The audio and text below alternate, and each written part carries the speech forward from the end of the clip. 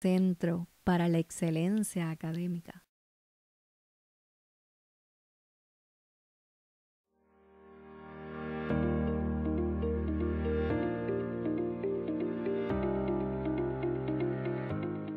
Información o conocimiento, y que es algo dinámico, es un proceso que no se da por primera vez y se acabó, sino que está en continua evolución.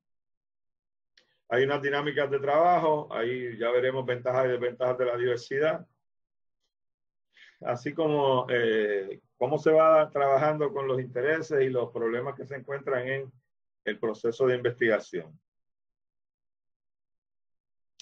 Obviamente, pues la realidad presupuestaria, el tiempo disponible es algo extraordinariamente importante en cualquier investigación, pero yo voy a explicar por qué particularmente en la transdisciplinaria. Entonces, algunas experiencias y posibles actividades que se utilizan para atender esta situación. Y la discusión que no se da al final, como Gloria adelantó, nos gusta que la discusión se dé también de manera dinámica durante el transcurso de la conversación. No que esperemos hasta el final para hacer preguntas, sino en cualquier momento que usted quiera hacer una pregunta, ir a una transparencia hacia atrás, estamos muy disponibles y dispuestos para ello. Nos gusta mucho más así. Que no se quede alguna duda o alguna recomendación, o alguna apreciación, algún comentario para el final, sino que se vaya atendiendo durante todo el tiempo del taller. Un recordatorio, ya lo he planteado en otras ocasiones, de que generalmente, casi nunca, se puede decir que se comienza con una investigación ya transdisciplinaria, que la transdisciplinariedad no se da por decreto, ni porque esté en el título de la investigación. No comienzan siendo transdisciplinarias la mayor parte de las investigaciones, sino que se van acercando a ese paradigma de investigación en el transcurso de este. ¿Se van acercando o no? No es una garantía que se vaya a llegar finalmente a una investigación que podamos identificar como transdisciplinaria. Yo no soy el que decido si una investigación es o no es transdisciplinaria. Yo lo que me gusta es conversar sobre elementos que le pueden dar un mayor nivel de transdisciplinariedad y elementos que puedan quizás limitar ese nivel de transdisciplinariedad. No es un asunto binario de que si es o si no es. Eso lo discutíamos la vez anterior, pero lo vuelvo a decir para que lo recuerden los que estaban y los que no estaban, pues también tomen nota de ese asunto. ¿Había alguna pregunta? Oí como un micrófono. ¿Comentario? Por ahora no hay comentarios en el chat. No. Gracias.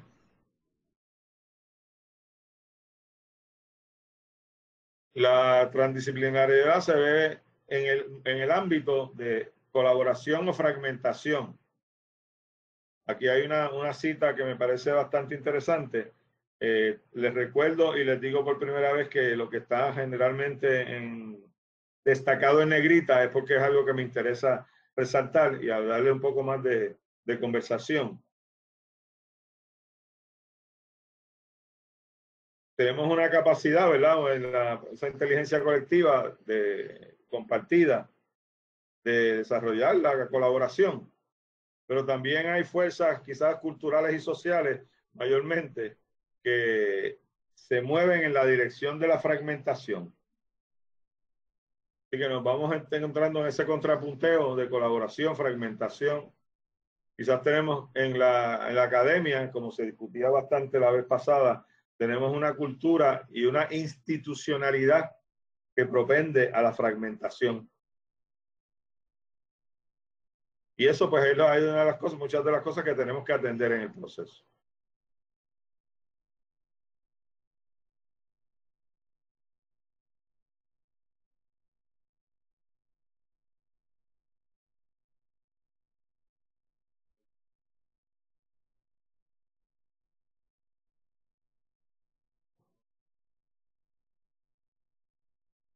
En términos de lo que decía la primera transparencia, el proceso de investigación comienza con fragmentos que tienen que irse cogiendo cohesión e integrándose. Ese era el tema que enfatizábamos en la reunión pasada, que era la importancia de la integración de los conocimientos en la investigación transdisciplinaria.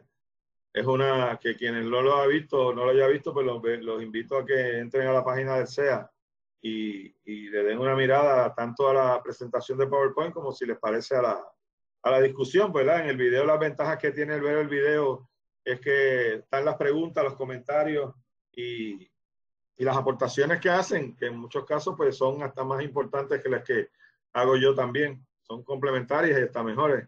Así que la invitación es a que si es posible ver la grabación en video y audio.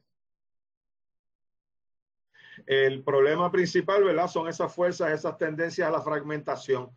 Ese va a ser uno de los problemas más importantes que va a tener la investigación transdisciplinaria. Y cualquier investigación que es colaborativa, ya sea multi, inter o trans, pero particularmente, ¿verdad? La multi, como no tiene tantos elementos de integración, se puede sobrevivir estando fragmentada. Es decir, cada uno puede escribir una parte y podemos hacerlo desde cada cual desde su punto de vista, sin necesidad de interpenetrar postura, sino con la de cada cual. Pero ya en el caso de la interdisciplinariedad y la transdisciplinariedad, pues sí se requiere que haya una superación de esos elementos de la fragmentación y trabajemos con la integración.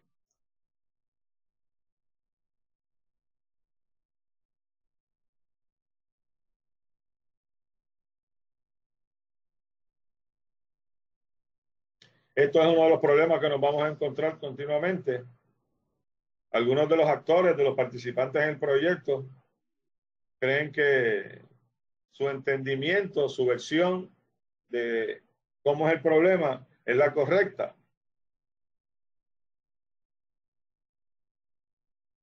En ocasiones no nos damos cuenta de que estamos partiendo de unos supuestos que no hacemos explícitos, son tácitos, ¿verdad? Sobre el problema que estamos considerando.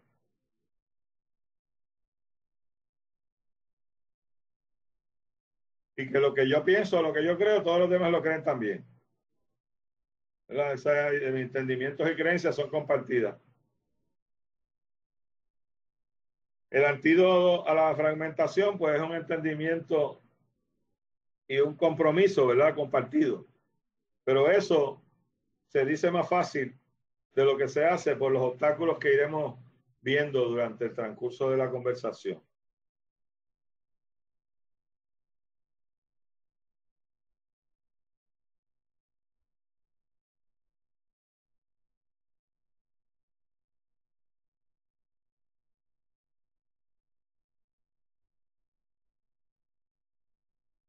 El concepto este de Wicked Problems viene de Ritter y Weber, de un trabajo de 1973, que es sobre planificación.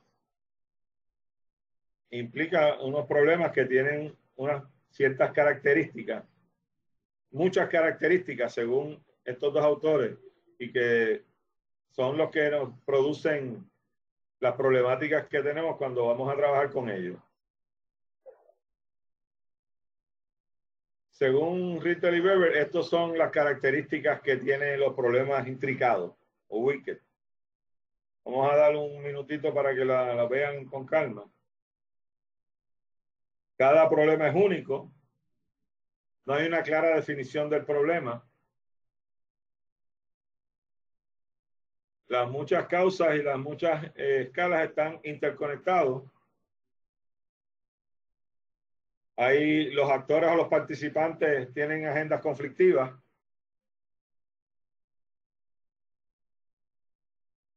Se atraviesa con las fronteras organizacionales y disciplinarias.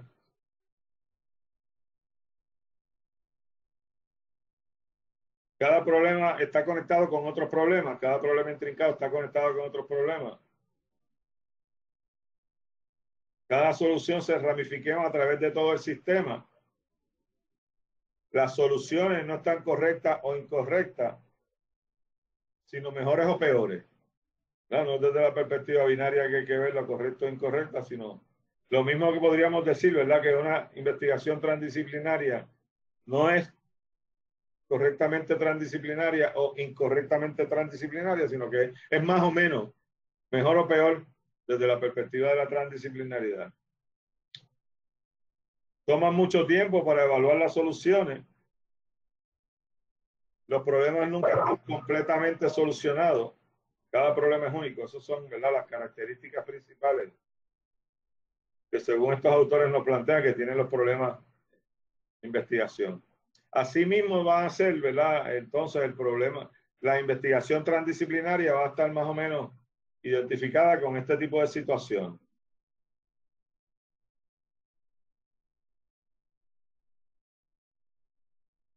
¿Algún comentario, pregunta, sugerencia? Sí, profesor Jesús Oyola puede abrir su micrófono. Adelante. No, profesor, que es que me llama la atención lo de there is no clear problem definition. O sea, porque si no tenemos el problema claramente definido, ¿cómo vamos a trabajar en eso? O no sé si se refiere a que como hay diferentes disciplinas envueltas, pues quizás hay diferentes interpretaciones. ¿Podría abundar un poquito más, si puede? Sí, que la definición del problema también es un proceso y que es algo que continúa durante gran parte de la investigación. No es algo que se hace de una vez. Como decir, bueno, nos sentamos aquí, llegamos a una conversación y definimos el problema. Pues en la medida que la investigación va en su curso, nos vamos a dar cuenta de que a esa definición le faltaba algo, tenía algo incorrecto, tenía algo que no era adecuado. En la medida que vamos incorporando nueva información y nuevos conocimientos, vamos replanteándonos la definición del problema. No es una que surge a priori o que está lista ya en un momento dado al empezar la investigación. En algún momento hay autores que plantean que lo que dicen Weber y Rittel es que es al final cuando podemos tener una clara definición del problema. Lo contrario a lo que comúnmente ocurre, que pensamos que la tenemos que tener el primer día. Ellos lo que plantean en el concepto de problemas intricados es que no será hasta el final que tendremos que tener la mejor y la más completa definición del problema. Claro, no es que estamos tirando palos a ciegas, no es el otro extremo, ¿verdad? No es de que la tenemos una completa o clara definición del problema, tenemos unas ideas sobre la definición del problema y vamos trabajando con ellas y tratando de clarificarlas cada vez más en el transcurso de la investigación. Y se supone que vaya clarificándose más y precisándose mejor. Pero a priori no se tiene eso. Desde el comienzo no está eso determinado. Y se va discutiendo durante muchas partes del proceso. Perfecto, sí entiendo. Y también me supongo, ¿verdad?, que en el transcurso siguen saliendo otros problemas también, que eso Claro. aporta. Gracias. Seguro que sí. Seguro. ¿Alguien más? Bueno, yo quisiera comentar varias cosas. Primero, me encanta la imagen. Esta imagen es muy, muy concreta, nos dice mucho y me llama la atención uno de los puntos que es el conflicto que puede haber entre los stakeholders o las agendas ocultas. Cuando la investigación transdisciplinaria trata problemas complejos, problemas amplios que afectan a gran parte de la sociedad, estamos hablando de, por ejemplo, el calentamiento global, temas de alimentación. Se me viene pues a la mente un estudio que publicó pues hace unos años unos científicos acerca de la Coca-Cola. Bueno, en sí, no era de la Coca-Cola, era sobre cómo influyen las bebidas azucaradas en la obesidad, en la epidemia de obesidad que se tiene en el mundo. Y este estudio decía que la obesidad era causada principalmente por el sedentarismo, más la influencia de las bebidas azucaradas no era determinante en el problema. Y con los años se llegó a descubrir que quienes estaban patrocinando estos estudios, quienes estaban detrás, eran precisamente las industrias de bebidas azucaradas como Coca-Cola. Entonces, a veces ese campo de cuando se quiere incluir en un estudio transdisciplinario a diferentes actores, entre ellos pues los que, como hablaba el doctor Waldemiro en algunos webinars pasados, no solamente hablando de la seguridad alimentaria, no solamente del agricultor, de las personas que están ahí trabajando, los líderes, trabajando por la agricultura, sino los que están al otro lado, como Monsanto. Que por un lado es bueno escucharlos a ellos, ver qué nos pueden, cuál es su posición, qué nos pueden aportar a la investigación. Pero pues por otro lado está también este tipo de conflictos o querer manipular de alguna forma también los resultados de los estudios. Yo les recomendaba, dile el título de la investigación que ustedes están bueno, que nosotros estamos trabajando, que tiene que ver con soberanía alimentaria, Gloria. Sí, el título es, a ver, una mirada a la sostenibilidad alimentaria desde la actualidad puertorriqueña. Y precisamente este estudio, pues el doctor Waldemiro está dentro del equipo de trabajo y busca integrar diferentes disciplinas, darle esa mirada transdisciplinaria para conocer pues, de qué manera se podría abordar el problema de la sostenibilidad en la isla. Y yo recomendaba que en el equipo de investigación, o por lo menos en grupos consultivos, hubieran personas que hayan trabajado con Monsanto, que trabajen con Monsanto. Y eso pues nos ubica, como dice Gloria, en el punto particularmente con actores con agendas conflictivas. Pero, claro, hay unas ventajas de que esté en el equipo y unas desventajas. La ventaja es que si realmente tiene voluntad de mejorar la situación que se vive, tiene una información que los demás no tenemos. Que cuán dispuesto esté a proveer gran parte de esa información, eso es algo con lo que hay que bregar. Pero definitivamente sería positivo porque nos traería unos saberes, unos conocimientos, unas ideas que nosotros no tenemos y posiblemente no tengamos acceso a ellas fácilmente, porque probablemente no están en los libros, ni en los manuales, ni en ningún otro lugar. Pero por otro lado, si no tiene el compromiso realmente de transformación y está en alguna manera defendiendo los intereses de la empresa, pues entonces va a crear graves problemas en la investigación. Esa situación, y qué bueno que Gloria la trae desde ahora, es parte de lo que vamos a estar discutiendo. Son parte de los problemas que se nos presentan en la investigación.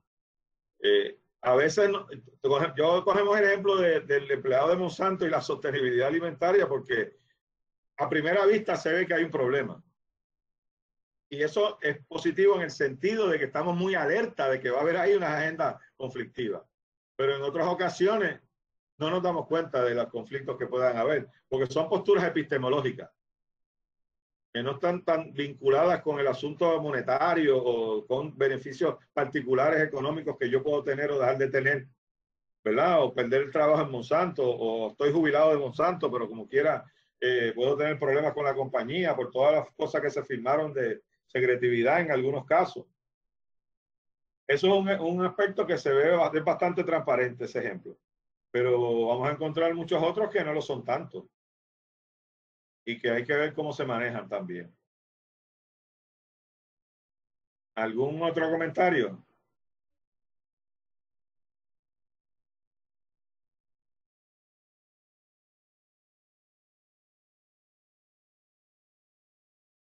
Pues gracias, Gloria, y seguimos adelante.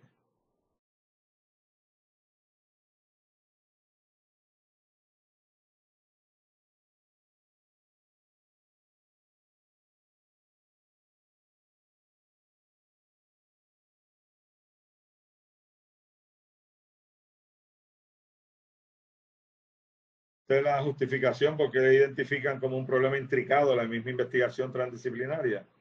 Ahí hay algunos de los obstáculos que vamos a estar discutiendo más detenidamente durante el transcurso de la conversación. Una lista de retos que están asociados con la investigación transdisciplinaria. Quizás vamos a ver estos que se mencionan ahí y otros más.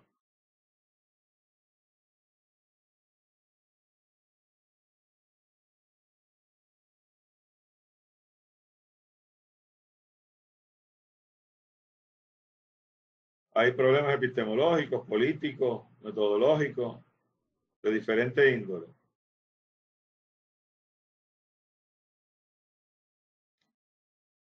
A veces me han dicho, oye, pero es que tú estás asustando a la gente.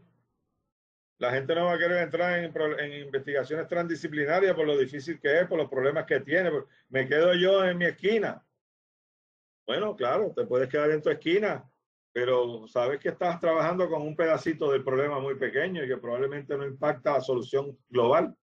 Si quieres, lo importante es que tú no te hagas falsas expectativas. Las falsas expectativas son las que más fácil hacen que la gente se desvincule de los procesos.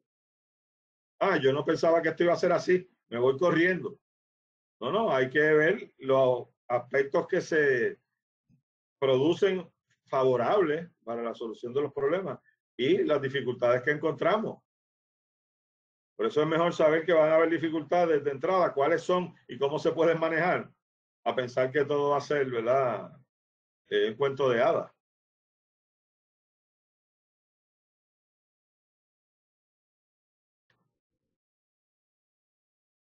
Continuamos.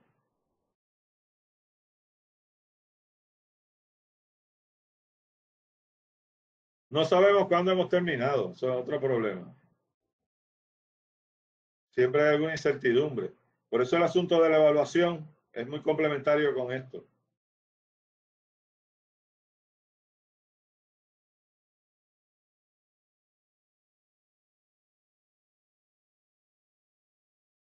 No tenemos una clara respuesta a la prueba, si cuál es la composición correcta del equipo.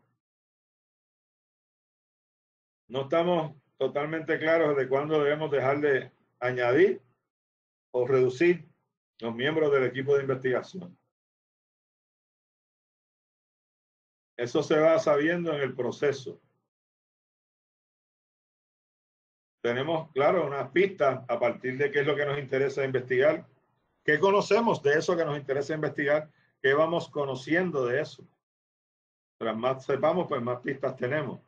Pero muchas veces, y lo decíamos la vez pasada, algo importante que vamos conociendo es lo que no conocemos.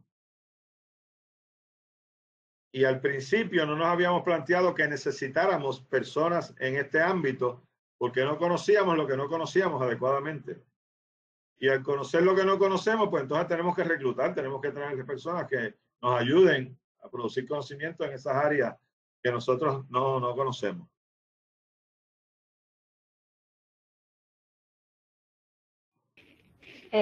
Jesús Oyola levantó la mano. Adelante. Sí, es que me quedé pensando un poquito en lo que mencioné en el slide anterior sobre los choques epistemológicos porque o sea, es un poco complejo, vamos a decir, porque por ejemplo, el estudios sociales tiene su epistemología, en español tiene su epistemología, entonces, ¿cómo definir una epistemología híbrida? No sé. O sea, esos choques supongo que siempre van a estar presentes. ¿Y cuál entonces es nuestro proyecto? Integrarla. Que se dé un proceso de integración. Para ello, tenemos que reconocer que el acercamiento que yo tengo al conocimiento no es ni el único posible. Este es quizás el asunto más importante. Mi abordaje y la manera en que yo produzco conocimiento desde, digamos, la filosofía, la economía, la biología, no es la única posible. Y que necesita complementarse con otras que puedan luego integrarse para producir entonces un conocimiento nuevo conocimiento, que no hubiéramos podido producir desde una sola disciplina.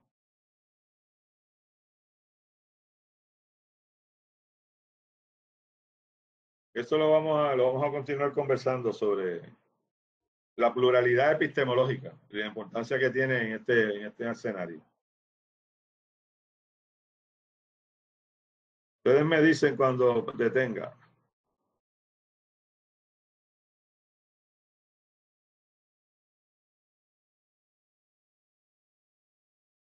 Una de las dinámicas que planteábamos la vez pasada para el proceso de integración, pues era ir comenzando con determinar cuáles son las dimensiones del problema y cómo se ven desde cada área al saber esas dimensiones. Y entonces, a partir de eso, podemos ir empezando a conversar sobre para qué dimensiones necesitamos reclutar informantes, consultores y participantes.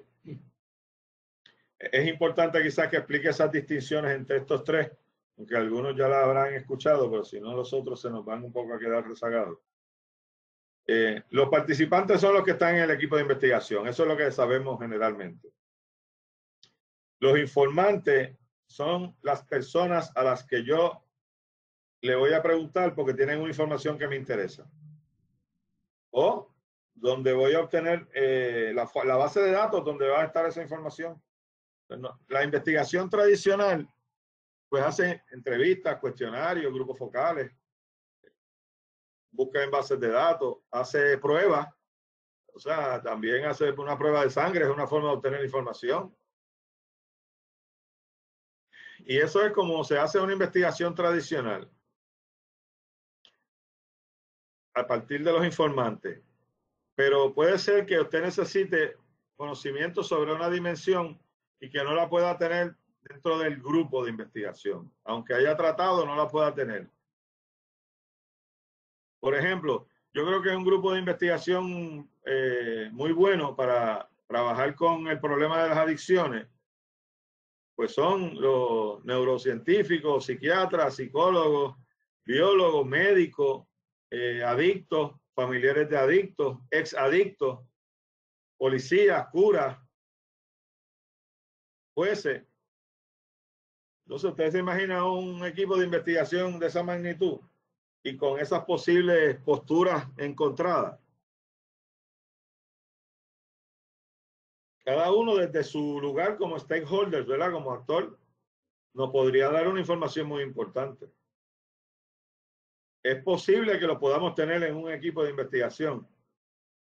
Y de hecho, como les mencionaba anteriormente, y luego vamos a ver proyectos de investigación ya con 50 y 60 personas que firman como autores, que son coproductores de conocimiento. Los informantes no se les consideran coproductores de conocimiento, sino productores de información meramente. Y ahí es donde tienen una diferencia con los consultores y los participantes. El informante es el que llena el cuestionario, pero las preguntas del cuestionario las hice yo, o los hicieron los investigadores. Esa es la investigación tradicional. Por eso ellos dan información, no conocimiento. El conocimiento lo construyo yo según las interpretaciones que haga, etc. Ahora, cuando hablamos de los grupos consultivos, que se le está mencionando aquí como consultores, no son los que nos dan información, nos dan las herramientas para conseguir la información. Es decir, ahora yo hago el cuestionario junto con los consultores. Los consultores me dan preguntas, no respuestas. Esta es una distinción importante. El que está en grupos consultivos me dice dónde debo conseguir la información, cómo debo conseguir la información, qué preguntas debo hacer. Porque conoce un ámbito, una dimensión del problema que yo no conozco. Y que no sé si que necesitaba tener información de ahí o no sé cómo obtenerla. Si supiera cuál es la área que tengo que saber. Y entonces ya la investigación transdisciplinaria está en el ámbito de que se incorporan otros saberes como participantes o mínimamente como consultores. Eso es lo que le llaman los grupos consultivos. Y con los grupos consultivos, pues uno tiene relación durante 3 o 4 veces durante la investigación, dependiendo de la extensión de la investigación. Pero nos ayudan a evaluar los primeros resultados también. Si esos resultados, desde la perspectiva que ellos conocen del problema, hacen sentido. O esos resultados tienen grandes limitaciones por las maneras en que lo abordamos, la forma de obtenerlos, etcétera. O sea que el grupo consultivo es un aspecto muy importante en la investigación transdisciplinaria. Particularmente cuando no he podido integrar a todos los que me hubiera gustado como participantes. Un colega que trabaja mucho con esto en la Facultad con los estudios de las adicciones, plantea que hay unas grandes tensiones entre los adictos y los psicólogos, por ejemplo. Y que los adictos dicen que los psicólogos no saben nada. Y entonces los psicólogos dicen que lo que saben son ellos, porque son los que han estudiado, tienen doctorado y han escrito cosas. Y los otros dicen que no saben, los psicólogos no saben porque no han tenido el escalofrío, o sea, las experiencias concretas. Entonces, pues puede haber momentos en que yo tenga que hacer trabajo con los adictos como un grupo consultivo, que es más que un informante, porque yo de entrada probablemente no sé ni qué preguntar. Y me pueden dar una información importante de la investigación, desde los fundamentos mismos de la investigación. Por eso ya caen para mí en la categoría de coproductores de conocimiento. No meramente informantes. Ya de los grupos consultivos en adelante tenemos grupos consultivos o participantes que somos coproductores de conocimiento.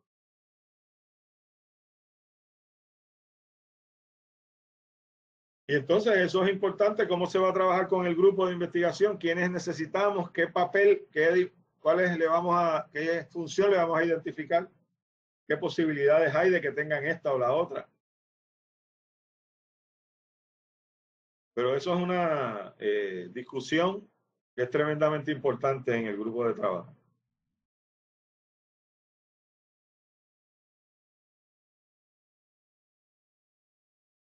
¿Comentarios, preguntas?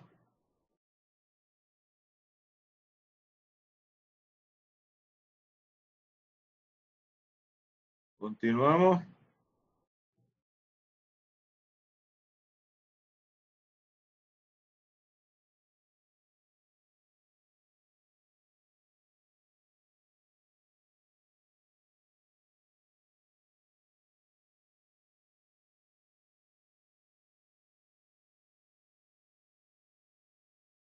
El concepto de uno identificarse como científico, particularmente cuando los estudiosos de la sociedad pretendemos ponernos esa categoría. Yo soy un científico social. Pues la denominación como científico te da unas cosas y te hace perder otras. ¿Qué nos da la denominación científico como a los científicos sociales? ¿Qué nos brinda eso?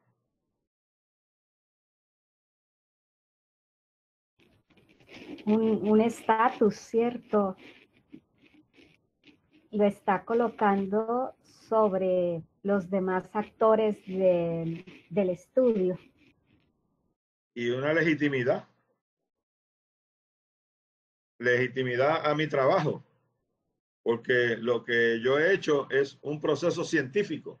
O sea que la cientificidad le da legitimidad a la investigación. Así que la cientificidad le da estatus, legitimidad. ¿Y qué le quita?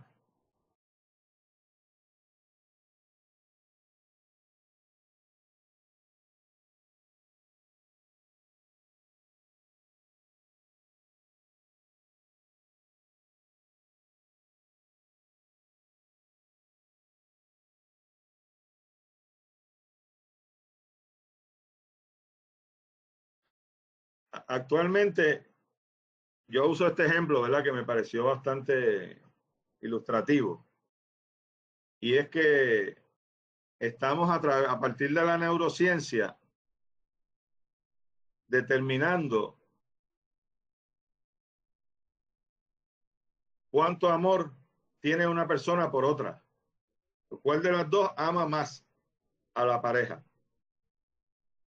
Y lo hacemos de una manera científica, vamos a poner entre comillas, porque le ponemos, ¿verdad?, unos conectores eléctricos Y a partir de esos colectores eléctricos, la presencia de la otra persona provoca, ¿verdad?, unas interacciones neuronales ahí en el cuerpo y eléctricas que yo he definido, y ahí es donde está el problema, y eso es lo que nos quita realmente.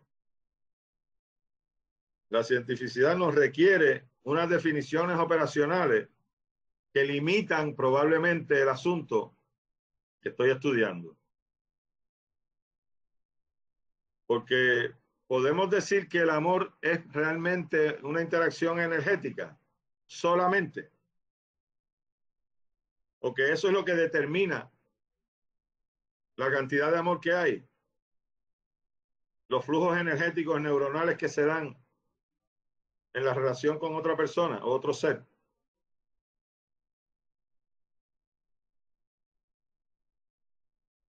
Pues yo hice un estudio científico sobre el amor, pero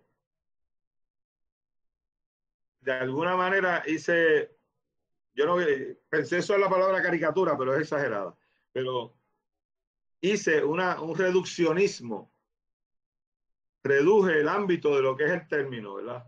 Amor, que tiene otros elementos de espiritualidad que no necesariamente se reflejan eléctricamente. Pero si quiero hacerlo empíricamente y demostrarlo cuantitativamente, pues estoy usando la ciencia, usando la tecnología, pero definiendo operacionalmente algo de manera más limitada. Y eso quizás es lo que nos quita la ciencia en los estudios de lo social. El reduccionismo, la limitación que le da al ámbito de lo que estoy trabajando, para poderlo, ¿verdad?, ver empíricamente. Y se usa mucho este tipo de cosas con un término como el miedo. El miedo tiene tantas dimensiones culturales y si yo escojo unas cuantas biológicas, pues puedo llegar a alguna conclusión, pero el asunto de investigación lo estoy limitando. Estoy en un proceso ahí como de reduccionismo.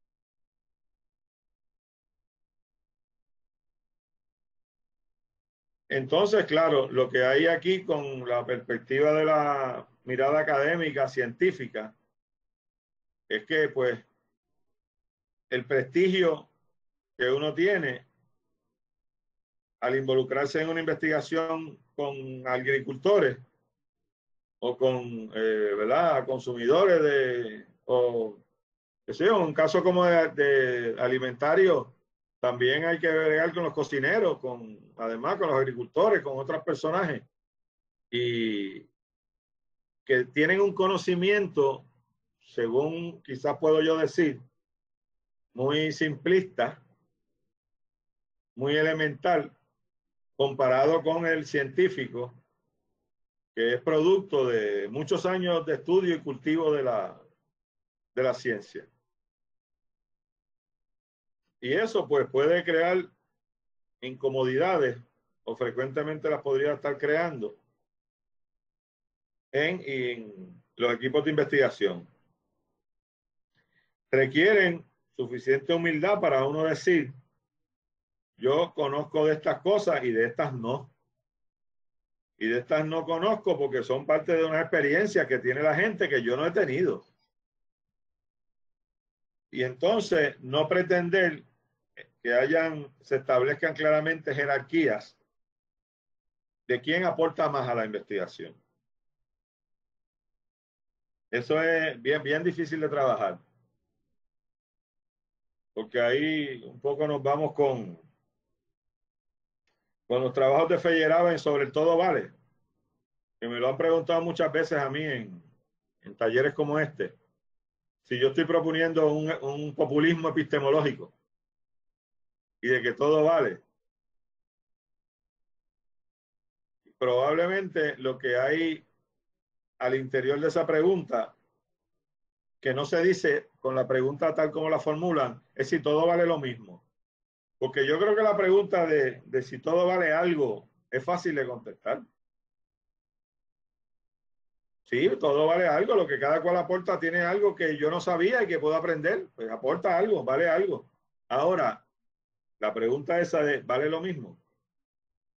Esa pregunta es bien problemática porque implica establecer jerarquía. Y las jerarquías implican desconfianza. Y la desconfianza implican distanciamiento. Y el distanciamiento conlleva a romper los equipos de investigación. Y esos son, ¿verdad?, asuntos con los que hay que ir trabajando desde el comienzo. Y no tratar de darle una solución definitiva, porque es un problema intricado, al asunto de quién aporta más. Porque en última instancia, ¿qué importancia eso tiene? Ah, bueno, cuidado, porque podría tener importancia según se pueda distribuir el presupuesto de la investigación. Que eso pues hace más intricado todavía el problema de la investigación. ¿Cómo se distribuye el presupuesto?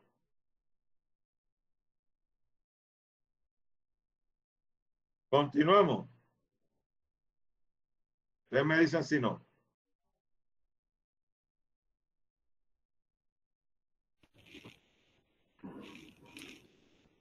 No tenemos preguntas en el chat por ahora. Ahí está un poco, gracias, un poco abonando a lo que ya decía.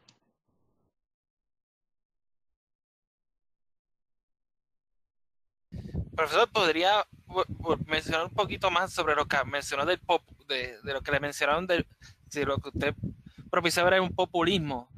Sí. Un populismo que mientras más gente haya, mejor. ¿Verdad? Esa es la perspectiva más populista. Y en términos epistemológicos, pues mientras más posturas diversas haya, mejor. No importa cuán rigurosas sean, etcétera, ¿verdad? Por eso era la crítica al populismo. Gracias. Donde la calidad no es muy importante, se supone, ¿verdad? Según dicen algunos. Que lo importante es que haya mucha gente y muchas posturas, pero no se considera lo riguroso como importante. Eso sería populismo.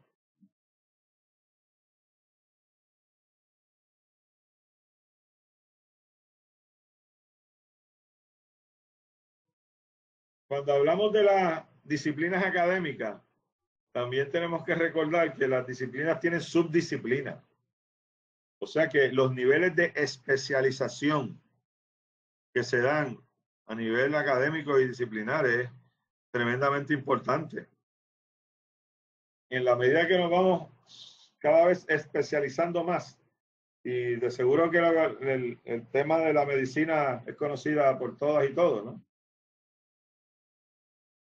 Que yo una vez le dije al internista de mi madre que si es lo que se dedica, que si el papel de él era repartir la baraja, porque le duele aquí, pues va para el neumólogo, pues te duele aquí para el cardiólogo, pues te duele aquí, pues va para los... Entonces yo le dije, ¿qué es lo que se dedica a usted? Bueno, pues a saber a dónde mandarla.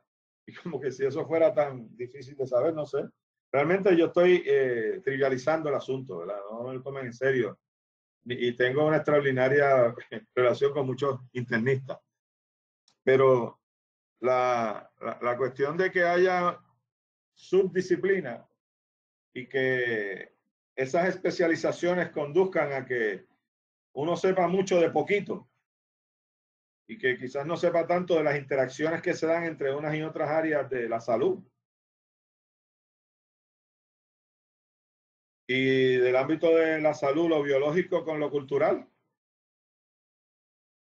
Por eso a mí me sorprendió muchísimo cuando un homeópata en Barcelona me hizo 300 preguntas y algunas de ellas eran si había saludado al vecino, que si había abrazado a mi esposa cuando fue la última vez, que si no sé qué. O sea, como preguntas que uno dice, ¿qué le importa a este señor eso? Porque pensando uno que eso no tiene nada que ver con la salud, cuando en realidad tiene muchísimo que ver con la salud. Todos esos otros elementos, ¿verdad?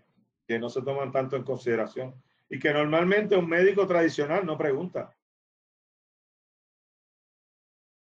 Y que nosotros vamos a donde el médico, pues a que nos diga, y cuando nos pregunta mucho hasta nos molestamos. Si usted es el que tiene que saber, porque usted me pregunta tanto.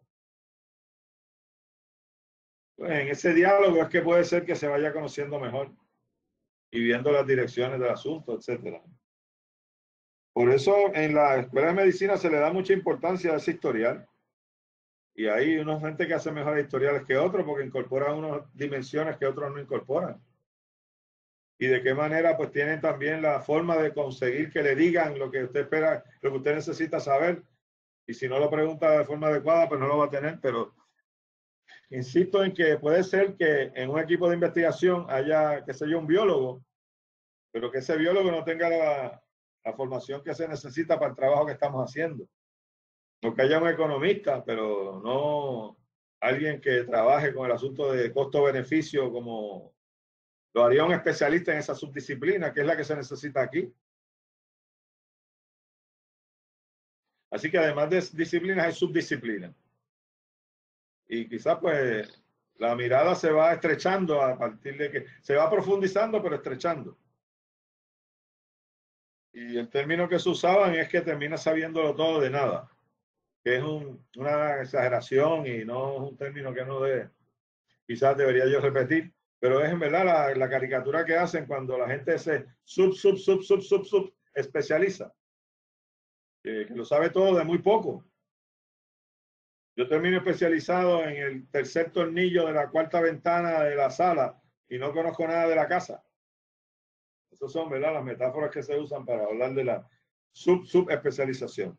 Pero lo traigo aquí, ¿verdad?, porque en los equipos de trabajo también hay, además de personas que representan disciplinas, hay personas que representan subdisciplinas dentro de ellos.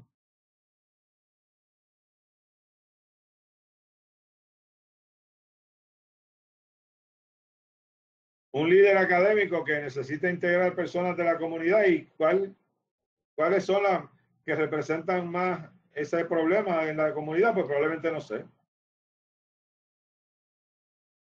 ¿Quién podría ser representativo de ese saber que estoy buscando? Pues necesito más conversación, acercarme más, escuchar más. Son reales. Jesús Oyola levantó la mano.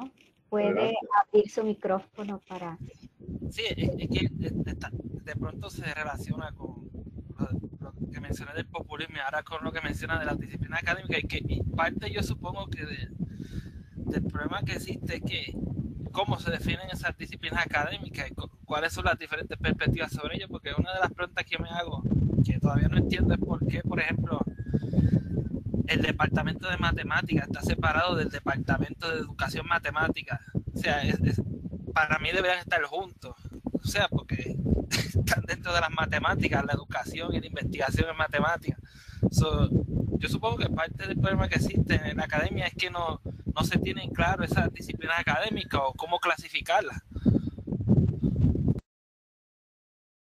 Porque el problema quizás es que la matemática desde la perspectiva de educación se supone que se va a quedar a un nivel mucho más bajo que la reflexión matemática de altos vuelos, ¿no?, que se dan en los departamentos de ciencia. Porque usted va a estar estudiando para darle clases a estudiantes de primer grado, de sexto grado, hasta de cuarto año quizás. Y pues definitivamente que tiene que haber una interrelación entre ambas. Pero hay jerarquía y hay, ¿verdad?, prestigio y cosas que plantearse. Probablemente un maestro de matemática que hizo un bachillerato en matemática y que luego puede haber hecho una maestría en educación y que está dando clases en sexto grado, séptimo grado, nunca en su vida va a publicar un artículo en un journal. De esos journals bien prestigiosos, ¿verdad? Peer review y todo eso. Mientras que los que están en los departamentos académicos estos altos vuelos, pues están continuamente publicando y están yendo a los congresos y planteándose, ¿verdad?, diferentes aspectos que los otros no se plantean porque no tienen las posibilidades de hacerlo. Pero un punto que yo mencionaría ahí, porque tenemos, ¿verdad?, también tenemos la investigación educativa, pero que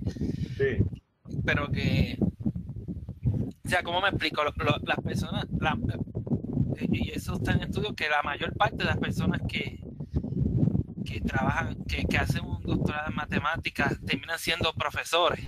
Entonces, una de las preguntas que yo me hago es, o sea, en todo ese transcurso, ellos lo único que se enfocaron es en hacer investigación en matemática pura o estudiar matemática pura, pero no en prepararse como educadores. Entonces, son el tipo de cosas que yo no entiendo por qué no hay una... O sea, ¿por qué no son más unidos los departamentos? No sé. Varios de esos que hicieron el doctorado en matemáticas están en ciencia de cómputo. Yo conozco unos cuantos que están en nuestra facultad de ciencias naturales ahí, que hicieron doctorados en matemáticas y se movieron a la aplicación en unos ámbitos de las matemáticas también. Y pueden estar en ciencia de cómputo, pueden estar siendo consultores de empresas o de algunas entidades en particular. Y lo pedagógico, pues nos lo inventamos en el camino. La inmensa mayoría de los PhD que vemos en el recinto Río Piedra y que somos profesores no hemos estudiado pedagogía. Y algunos creen que eso es un must y otros creen que eso es un problema. Pero en el caso de las matemáticas, la enseñanza de las matemáticas o la docencia de las matemáticas es algo trascendental. ¿Cómo evitamos que tanta gente llegue a convencerse de que no tiene un chip de matemáticas? Ustedes van a haber oído mucha gente decir, yo no sirvo para las matemáticas. Las matemáticas y yo no nos llevamos. Yo no nací para las matemáticas. Mi hermana dice que ya no trajo la neurona esa que se usaba para las matemáticas. Entonces, pero... Hay una que le llaman la matefobia, que es la fobia a las Sí, matemáticas. pero ¿cómo llegamos a eso? Pues con malos maestros muchas veces, ¿verdad? Cierto. Personas que no tienen ese cariño, esa paciencia o esa destreza para poder, ¿verdad? Trabajar con que la gente aprenda matemáticas y que sea algo mucho más allá de algo instrumental. Porque si me empiezan diciendo que yo debo saber matemáticas para que no me roben en el cambio, pues con sumar y restar tengo suficiente. La matemática es mucho más importante que eso. Pero sí, yo creo que, y lo felicito porque usted esté tratando de cambiar eso, definitivamente. Es algo que necesitamos cambiar. Gracias. Seguimos por aquí.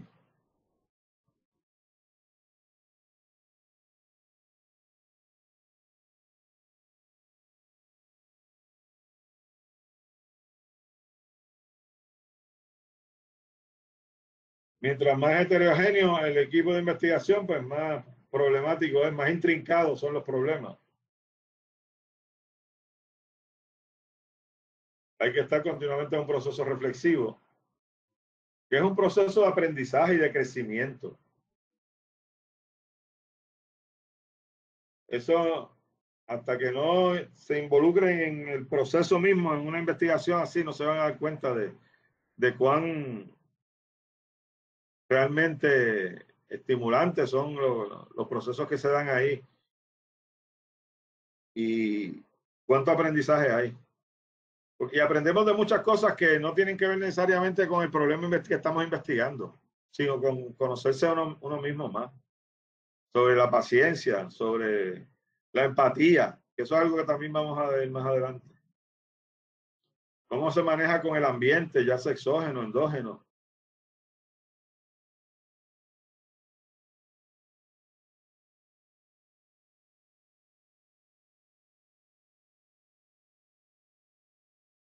Poco eso es lo que acabo de mencionar.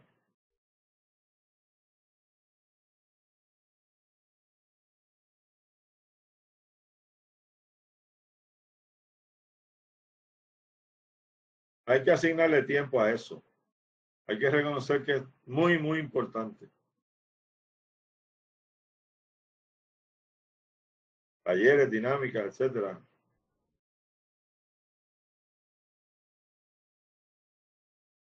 Continúo por aquí.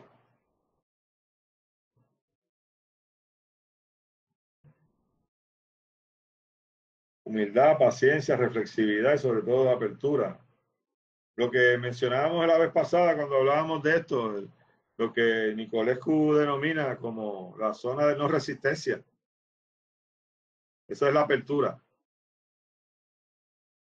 Pero no solamente debemos considerar lo que la gente piensa o propone, sino cómo la gente misma lo plantea.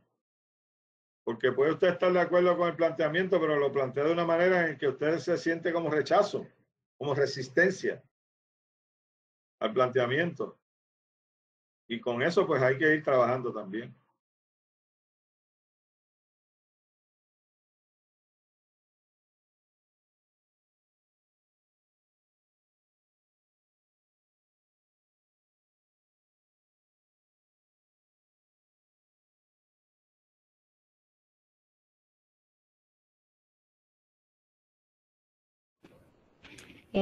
Hay un comentario en el chat de la profesora María Cabán, dice muy cierto, la importancia de la empatía. Uh-huh.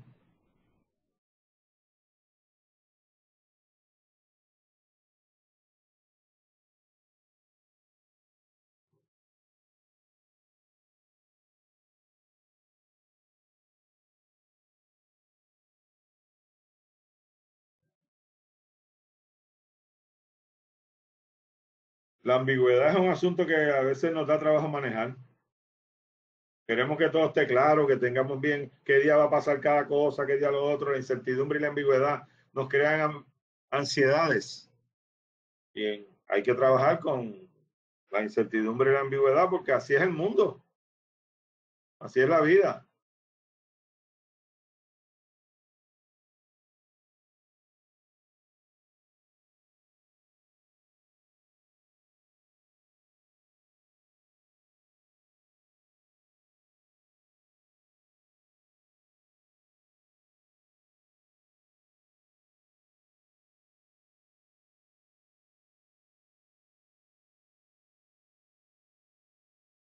La diversidad es tremendamente importante. Lo que aporta y cómo manejarla en el proceso de desarrollo del equipo y de las discusiones.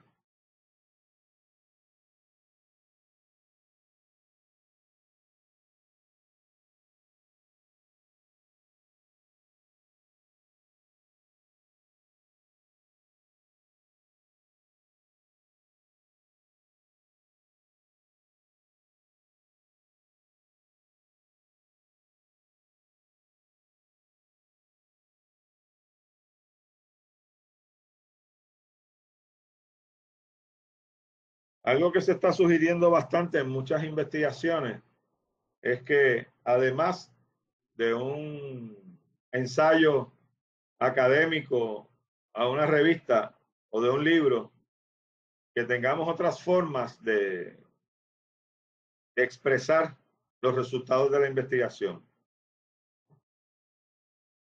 En nuestro caso, que mencionaba Gloria al principio de el burnout en los docentes del recinto de Río Piedra, hemos estado haciendo gestiones para que una vez tengamos los resultados de esa investigación, además de los papers que publiquemos y las conferencias que demos, se haga un performance, que sería una forma de expresar lo que aprendimos, los resultados, cómo nos replanteamos el asunto del desgaste docente. Y que se pueda hacer también, si posible, ¿verdad? Un performance musicalizado en el que se incorpore también arte, pintura, etcétera, por ejemplo, ¿verdad? Así que es algo a lo que invita la investigación transdisciplinaria, a otras formas de expresión del saber y a incorporarlas también en el mismo proceso. A mí me impactó mucho que en una ocasión yo estaba pasando por la biblioteca Lázaro, hace 25 años ya de eso. Entonces me aborda una persona que coordinaba un área allá y me dice, oye, mira lo que me pasó. Esta mañana vinieron 3 profesores de la Escuela de Medicina, investigadores, a la sala de las artes, porque querían que ver unos cuadros para una investigación médica que estaban haciendo. Y ella le dijo, ¿qué? Yo creo que ustedes están confundidos de biblioteca. No, no, es que queremos ver cómo, pictóricamente, cómo los artistas representaban los rostros y los cuerpos en una época donde se estaba dando una enfermedad muy grande. Porque eso nos va a decir cómo eran los síntomas de alguna manera de esa enfermedad en esa época que estamos rastreando hasta hoy. Y wow, qué chévere, qué interesante. Eso es lo que se está planteando en esta transparencia, ¿verdad? Cómo la manera en que se representaban. De hecho, si uno quiere estudiar la corrupción en España y rastrearla varios siglos atrás, tiene que ver los cuadros de Goya. Además de leer lo que se escribía en el momento, ¿verdad? Pero es una forma de expresar unos problemas, unas circunstancias. Y en estos casos, ¿verdad? Que eran rostros, cuerpos humanos, cómo se estaban pintando por el impacto que tenía el problema de la pandemia en aquel momento. Y probablemente eso habrá que incorporarlo cuando estemos trabajando con cómo evitar el COVID del mañana, el COVID-3,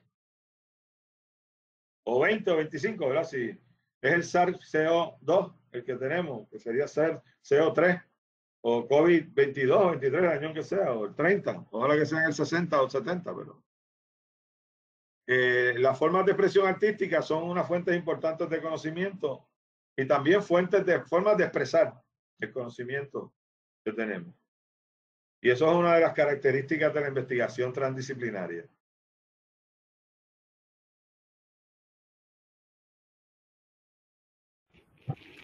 Yo quisiera comentar aquí cómo se está diversificando también las estrategias de promoción de la salud con disciplinas como el arte, la música, la poesía. Este tema es bien interesante porque se ha descubierto que la gente va evolucionando, pues todos los intereses van cambiando y en la medida en que logramos una forma de llevar un mensaje a las personas más llamativo, pues esto va a sumar en cambios, ¿verdad?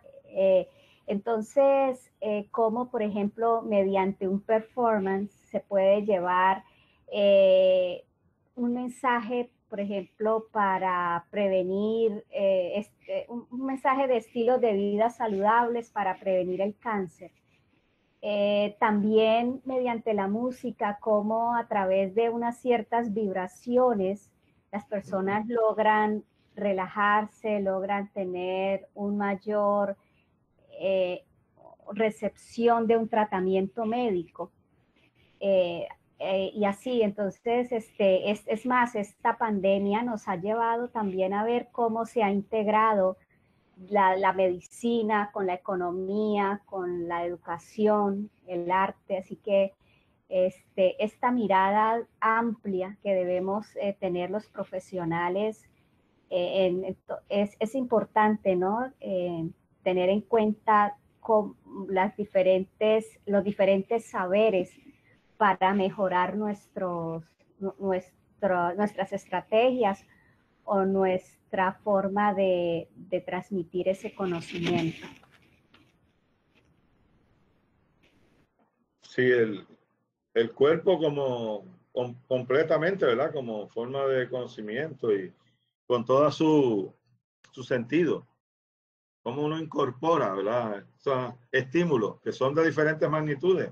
Y con la música, ¿verdad? Y sobre todo si es música y video, pues tenemos un montón de estímulos auditivos, sensoriales en todos los sentidos. Por eso yo insistía, me parece, la vez pasada en que debemos incorporar otros sentidos a nuestras formas de entender el mundo, como lo enunciamos. Porque nosotros enunciamos con una exagerada preeminencia de lo visual. Por eso se dice la visión del mundo. Esta es una persona que tiene una extraordinaria visión. Visión, metas y objetivos. ¿Por qué privilegiamos tanto ese sentido?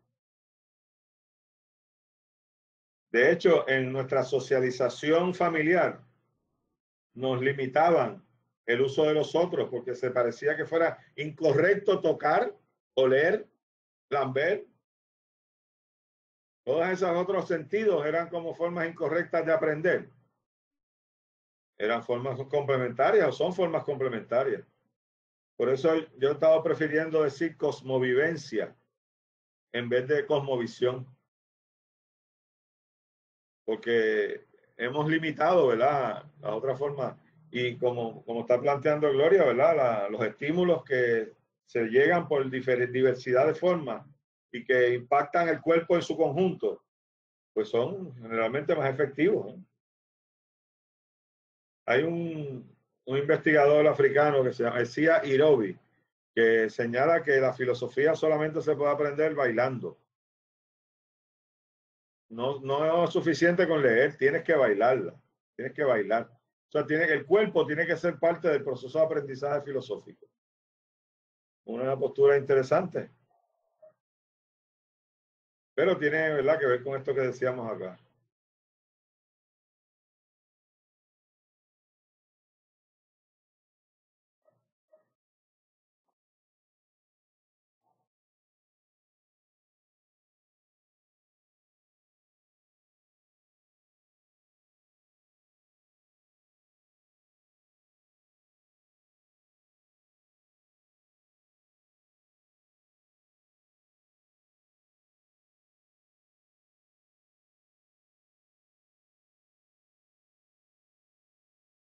Solo habíamos comenzado a conversar al principio las diferencias en la epistemología, en qué es lo que para nosotros es conocimiento legítimo, valioso, verdadero, cómo se produce a partir del método científico fundamentalmente. Por medio de la meditación no puede ser, eso es una barbaridad, eso es una locura de la gente. No podemos, ¿por qué cerrarnos a la posibilidad de que por medio de la meditación también se producen conocimientos importantes, sobre todo de uno mismo y del ambiente, de lo que nos rodea?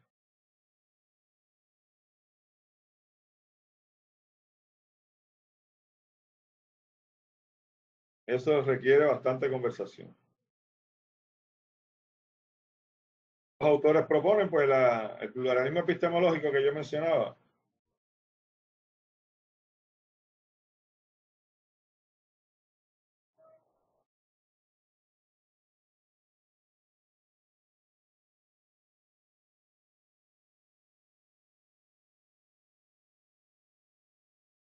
¿Por qué pretender que hay una sola forma de producir conocimiento sobre un problema en particular?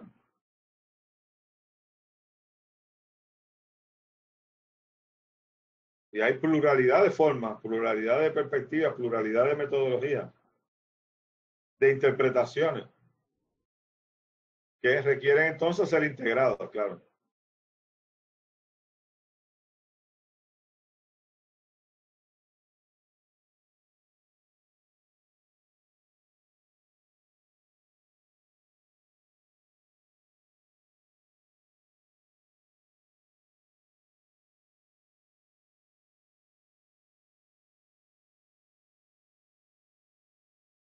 La vez pasada hablábamos de las dinámicas de los escenarios, que son importantes, vienen bastante a cuenta con relación a esto. Cómo yo veo el problema hoy y cómo yo vería el problema después que estuviera, lo que para mí es que esté solucionado.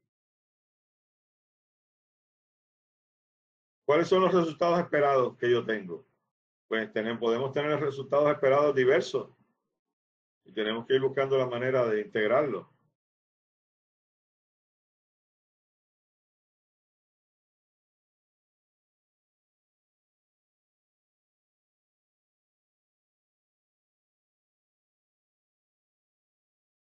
Aquí está el término de la empatía cognitiva que usa Haribabu, un hindú.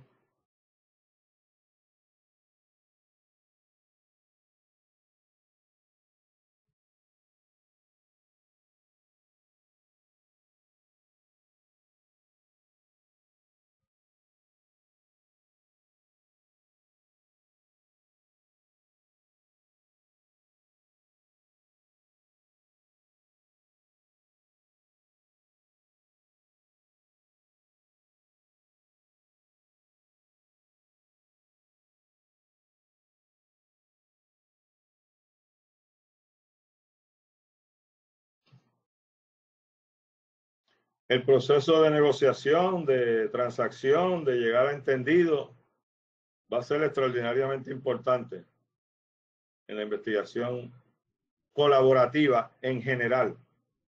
Pero, dada que el proceso transdisciplinario es más complejo y más intrincado que otras formas de investigación colaborativa, pues va a requerir todavía mucha más empatía cognitiva y de otros tipos también.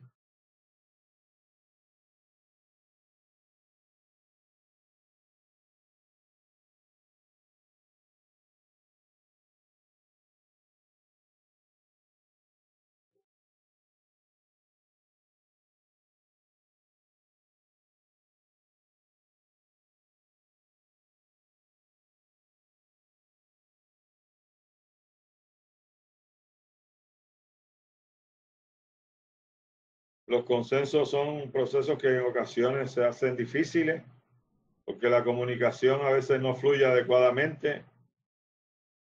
La forma de yo referirme a algunos aspectos está marcada por la manera en que mi disciplina se refiere a ciertos asuntos.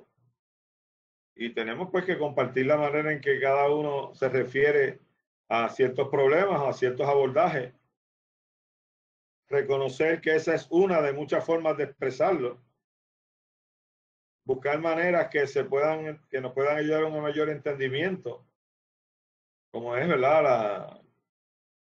Usar palabras de la vida cotidiana que están imbricadas en una cultura como en la que se está haciendo la investigación. En otras culturas, pues los términos son otros, ¿no?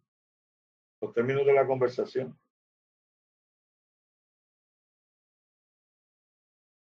Hay que ir viendo cuál conocimiento es compartido y cuáles expresiones culturales son compartidas.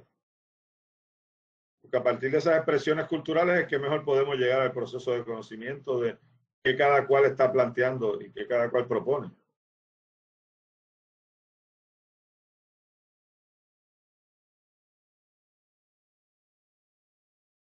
Continuamos. Yo le di para atrás aquí. Ok.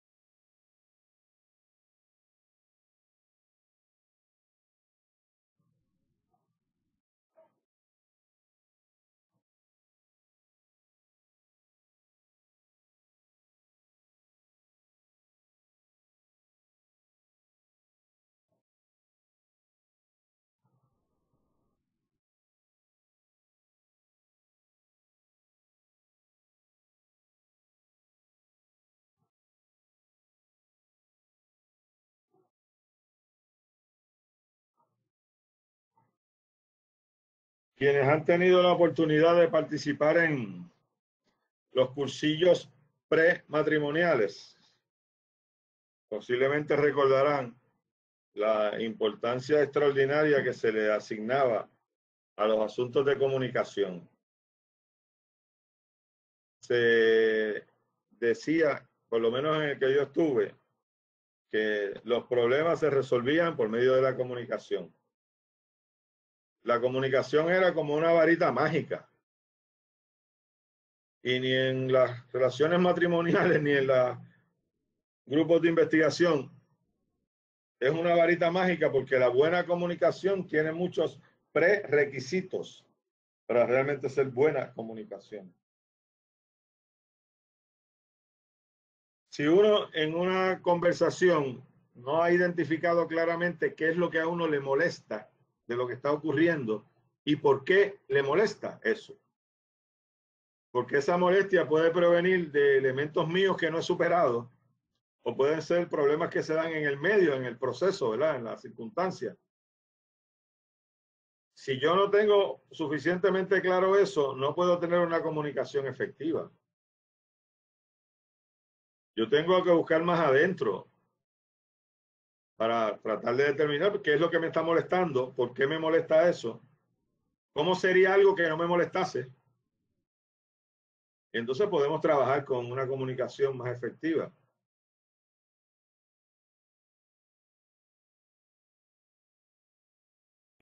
Jesús Oyola levantó la mano. Puede. Adelante. Sí, es que durante la conversación me ha llamado la atención lo de jerarquía. Cuando ustedes mencionan eso, o sea, porque para mí, yo no puedo poner ni, por ejemplo, a ciencias sociales por encima de matemáticas, ni a matemáticas por encima de ciencias sociales, ni tampoco yo puedo decir que ciencias sociales es más difícil que matemáticas, o que matemáticas es más difícil que ciencias sociales. Para mí son dos disciplinas. O sea, son dos disciplinas, igualmente se pueden estudiar, digo, no igual de la misma forma, pero se pueden estudiar ambas, se pueden investigar en ambas. Yo cuando usted dice jerarquía, se refiere a idealizaciones que tengan las personas que creen que su disciplina es más, está por encima de otra, por ejemplo. Quizás tú estás hablando a veces de disciplinas y áreas del saber. Las ciencias sociales no es una disciplina, es un área del saber que está compuesta de muchas disciplinas. Incluso dentro de esa área del saber hay quienes pretenden establecer jerarquía. Y es a partir del reduccionismo que en última instancia hay quienes plantean, y se han escrito unos libros que le llaman el imperialismo de la economía, que los problemas sociales en última instancia tienen que ver con lo económico. Y por eso esa es la disciplina más importante. Debe tener una jerarquía sobre las demás, porque en última instancia lo que explica los procesos, los problemas y las cosas es lo económico. La cuestión de la política, eso depende del dinero.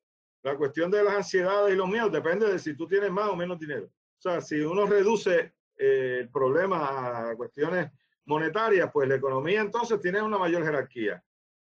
Eso dentro de una misma área del saber. De hecho, hubo épocas en que en las ciencias naturales, pues la física, se planteaba como que todas las explicaciones redundaban en la energía y que ella, por tanto, pues tiene una jerarquía superior a las demás áreas del saber.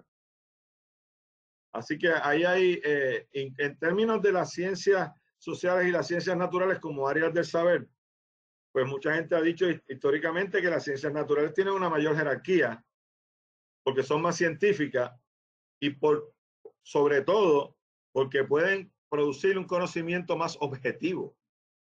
Y eso les da una jerarquía superior. Porque en las ciencias sociales tienen elementos mayores de subjetividad.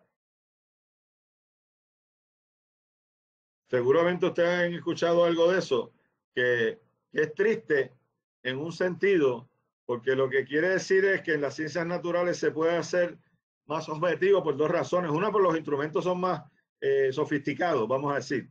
Y otro, que su objeto de investigación, usted puede hacer una distancia del árbol y usted, o del tigre y usted. Porque como son entes diferentes, logramos esa separación entre los seres vivos y unos de ellos tienen jerarquía, que son los humanos, versus los otros seres vivos. Entonces, como yo estudio una gente que son distintos a mí, yo puedo ser objetivo. Pero si tú estás en las ciencias sociales, estás estudiando gente como tú y a ti mismo. Y por eso no puedes ser objetivo. Y como la objetividad es un criterio de jerarquía, pues las ciencias más objetivas son mejores que las menos objetivas. ¿Me sigues en la conversación? Sí, gracias, entiendo la perspectiva.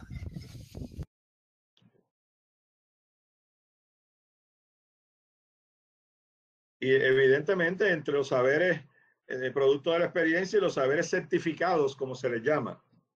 ¿Verdad? Nosotros tenemos saberes certificados porque nos dieron diplomas y pasamos por unos procesos que una gente dijo, esta gente sabe de esto y deben dejarse de tener un grado más alto. Pues son certificados. Mientras que los del agricultor y de la experiencia, pues no se certifican por ninguna entidad y quienes se dedican a certificar saberes, pues son las universidades, la academia. Y hay otras entidades que también certifican saberes, ¿verdad? Colegios, etcétera, las colegiaciones y otro tipo de cosas. Pero todo eso implica jerarquía. Mientras más prestigio tenga la certificación que tú tienes, en la conversación debes tener mayor jerarquía. Pero eso pues limita mucho las posibilidades de una comunicación que sea más horizontal y más fructífera.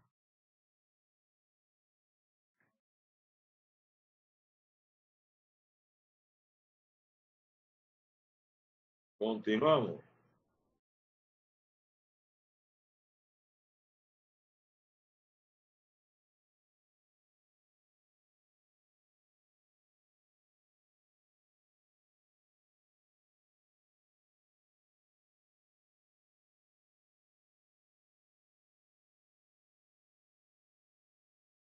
Cuando nuestro grupo de investigación incorpora a personas que tienen estructuras culturales y costumbres diferentes, tenemos que buscar los puentes para esa conversación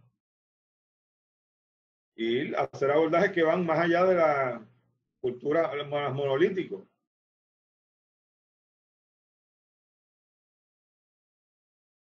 Términos que no están en ninguna de las 2 o 3 culturas, sino que son términos nuevos que creamos para efectos de facilitar aquí el entendimiento en el grupo de investigación.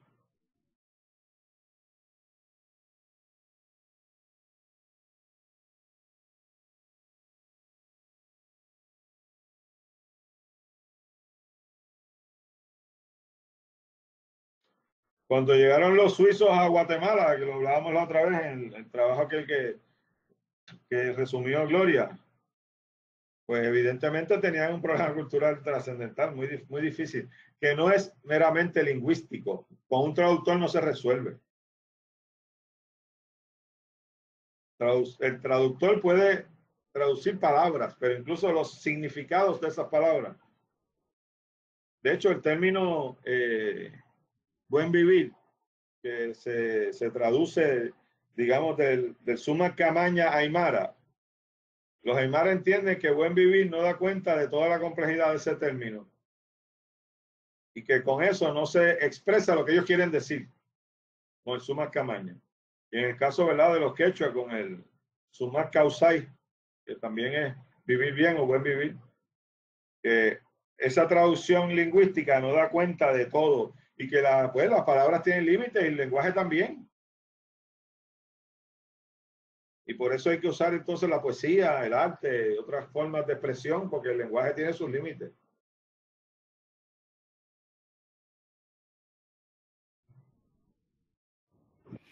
Jesús, sí, adelante. Jesús Oyola tiene una pregunta. Venga. No, perdona, fue que se me olvidó bajar la mano, darle a bajar la mano. Ok, está bien. Okay, tranquilo. ¿Alguien más? Seguimos.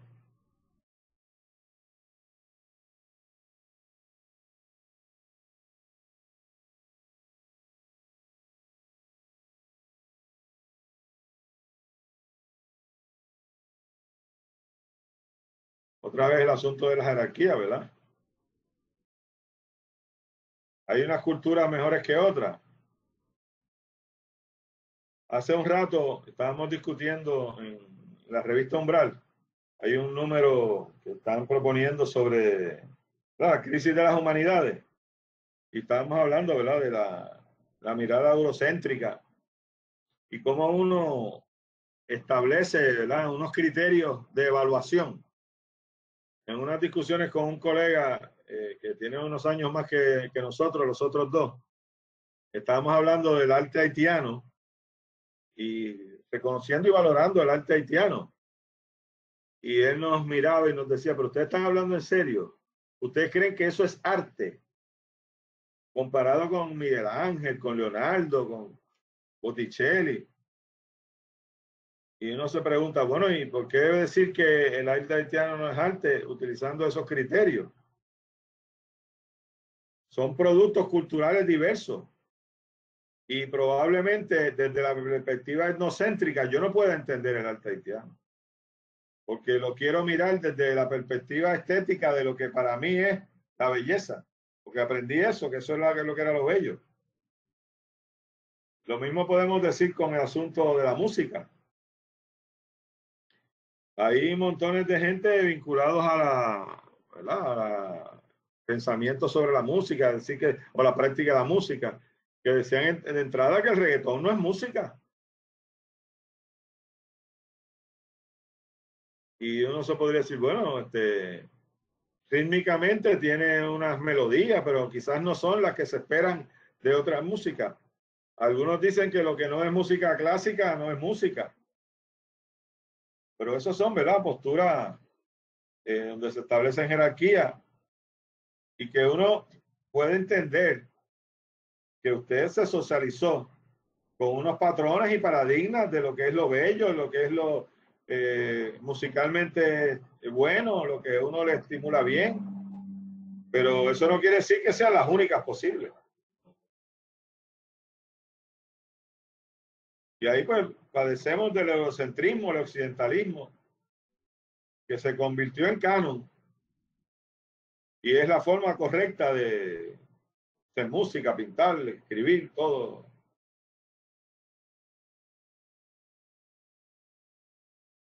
Y eso pues da trabajo superarlo. Siguiente por aquí.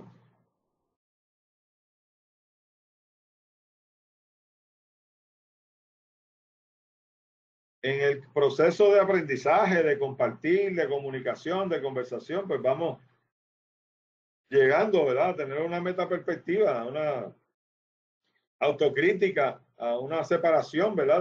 De dónde yo construí esa idea. Porque yo, comparándolo con el arte del medioevo, digo que este no es arte. No es que es otro arte, porque nada más hay un solo criterio de arte. Pues uno tiene que, ¿verdad?, distanciarse un poco de que ese criterio que uno tiene para reconocer las posibilidades de otros. Y que los conceptos y metodologías que yo utilizo, ¿de dónde provienen? Y probablemente me han servido muy bien para lo que yo he hecho hasta el momento. Pero para hacer otras cosas más allá de eso, pues podría necesitar algo que no tengo y que podría adquirir en estas conversaciones.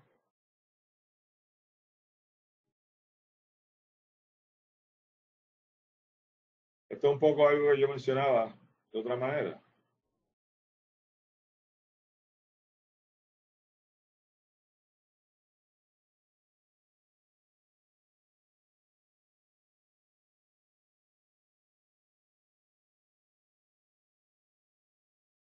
Si esto me funcionó, ¿por qué lo voy a cambiar?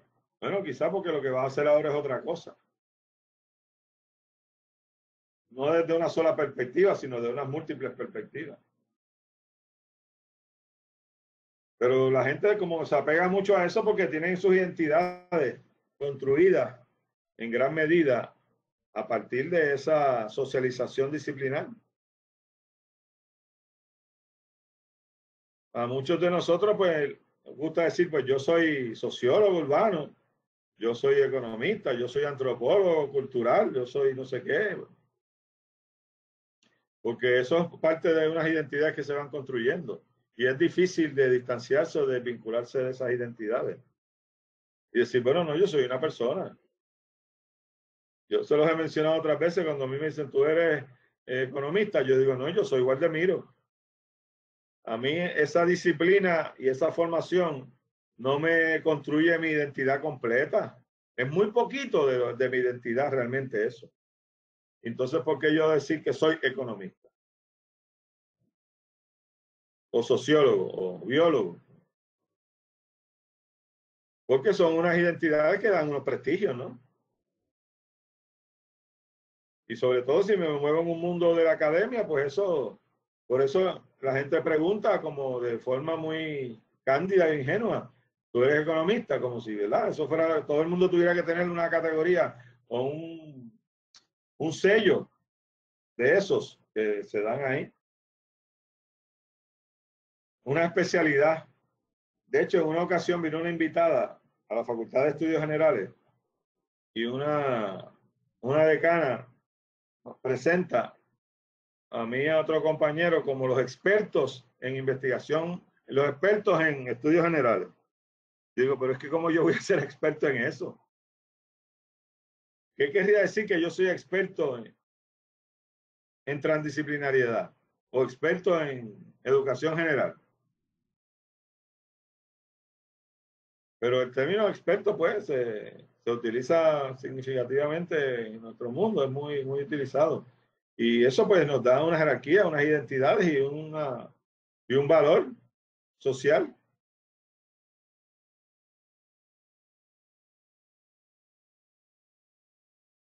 Continuamos por aquí, si no hay comentarios adicionales.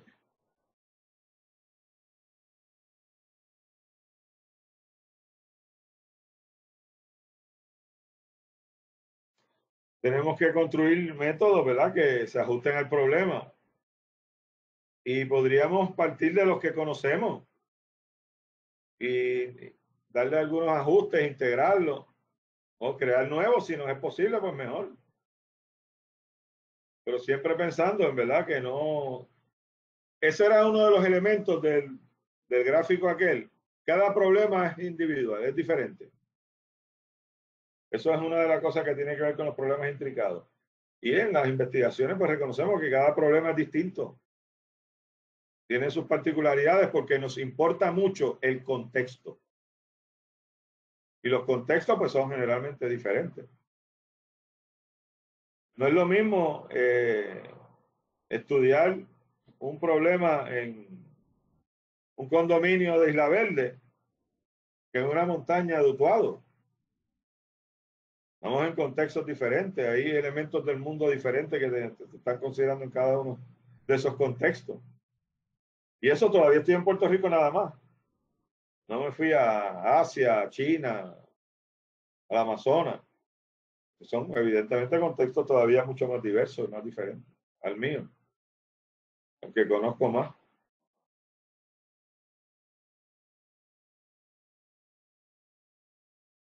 Continuamos por aquí.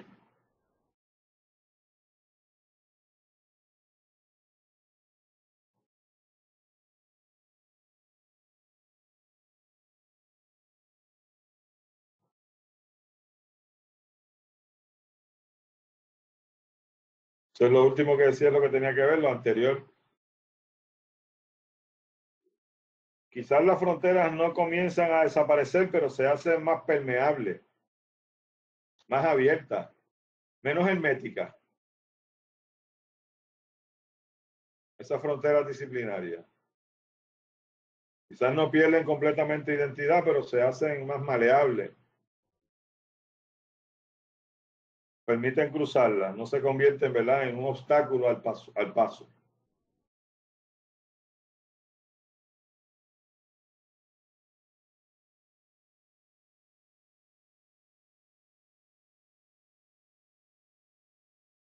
Continuamos por aquí.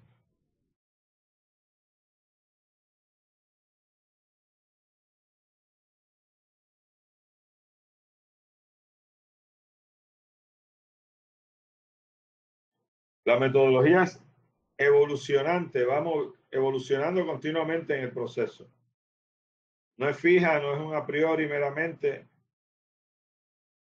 Va evolucionando en función de las necesidades de la investigación. Y para ello se desarrollan nuevos acercamientos metodológicos también, teóricos. Se van criticando y deconstruyendo los que teníamos.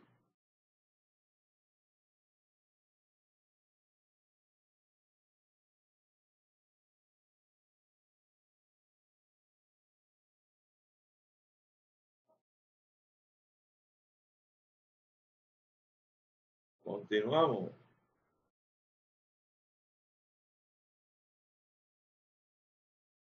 Los procesos de investigación, faltó el proceso ahí.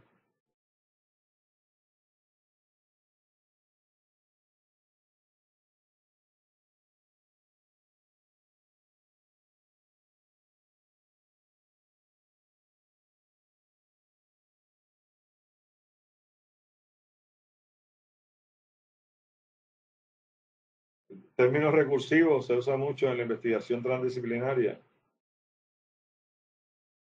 No es lineal. Se va construyendo, deconstruyendo y reconstruyendo los abordajes metodológicos.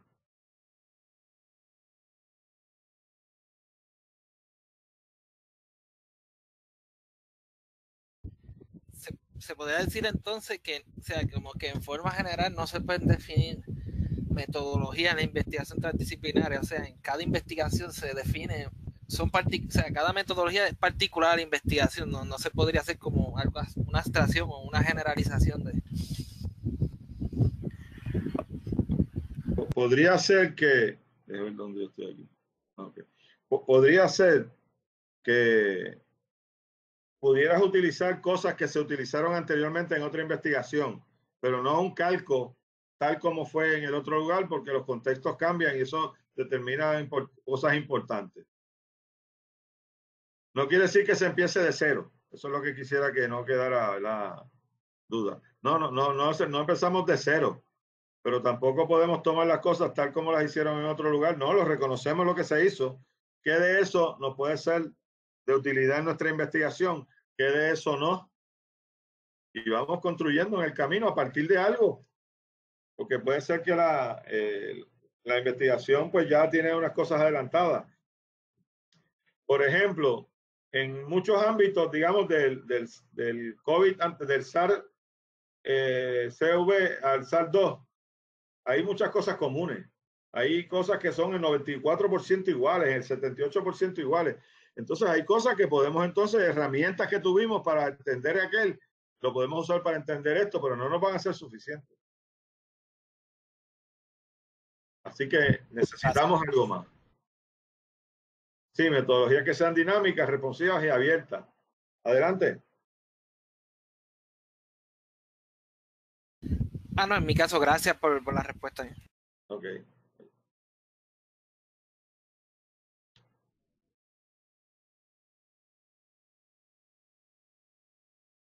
Cuando se está acabando el tiempo o el dinero. Y esa es una presión que los que tenemos fondos FIPI ahora estamos sintiendo. Tenemos timetable. Se acaba el dinero. Los ayudantes que teníamos se nos van porque se acabó el dinero. Tenemos que hacer las cosas antes que se vayan. Tenemos que terminar en estos tiempos. Y hay una tendencia entonces a hacer las cosas como las hacíamos antes. Es un proceso difícil. Nosotros estamos en el grupo de investigación sobre el burnout batallando con eso. Y nos hemos estado planteando qué hacer. Algunos sábados tenemos que hacer otras cosas más. Los tiempos son presiones fuertes. Y lo que ocurre es que muchas veces cuando tenemos esas presiones, pues nos volvemos hacia atrás, hacia como lo habíamos hecho antes y sigue para atrás, pues vamos a hacer el método pues la entrevista con 3 preguntas, con esto, con otro y ya, terminamos. Pues hay que terminar y hay unas limitaciones, definitivamente. Pero hay que estar previsores a eso. Hay que ser previsores a que eso pueda ocurrir, a que tal vez ocurra. Hay que ir manejando los tiempos. Hay que determinar hasta cuándo podemos, hasta qué podemos dejar de hacer y sigamos y que no se pierda la esencia de lo que es nuestra investigación. Por eso es importante que tengamos discusiones sobre qué para cada cual de nosotros es la esencia de la investigación, que es lo fundamental. Tengamos talleres, como los hemos tenido. Y a un año después de empezar, todavía tenemos que discutir qué es la esencia de nosotros, previendo que vamos a tener que tomar decisiones en un momento dado y que no queremos que nadie se sienta que lo que le parece fundamental en la investigación se quedó fuera. Así que eso, ¿verdad? Pues hay que estar previéndolo continuamente, hay que ser sensible a esas posibilidades de lo que vaya a ocurrir. La participante Teresa Álvarez levantó la mano. Adelante. Sí, gracias. Es que mientras va dando la presentación, yo me voy imaginando toda la situación actual, social y cultural, ¿verdad? Y los retos que nosotros tenemos como profesionales. Y entiendo grandemente la importancia de este tipo de investigación, aparte de la metodología, pero sí la necesidad tan grande que hay en estos momentos. Y lo observamos cuando vemos diferentes investigaciones o hacemos diferentes lecturas, por ejemplo, en la parte de neuropsicología, neurobiología, ¿verdad? Ahora nos vamos a la parte social y vemos cómo se está integrando grandemente la parte toda relacionada con agricultura, versus la parte social, pero de dinámica del ser humano, la parte biológica y así sucesivamente. ¿Por qué? Porque realmente los mismos cambios de vida, ¿verdad? Nuestra naturaleza humana nos está llevando a esto y sobre todo también yo creo que va muy a tono con lo que está sucediendo, ¿verdad? Nuestro tiempo actual y lo que nos espera de las futuras generaciones con respecto a lo que es a lo interesante de estas dinámicas de investigación que son sumamente necesarias. Y me pone como autorreflexionar, ¿verdad? Sobre todo lo que usted está mencionando. en el momento actual, en nuestra cultura, en nuestra sociedad, y no solo en Puerto Rico, sino también a nivel mundial. Estamos en un mundo muy incierto, muy complejo, y que necesitamos acercarnos a él, pues precisamente con herramientas más complejas también y que den cuenta de esas incertidumbres. Definitivamente.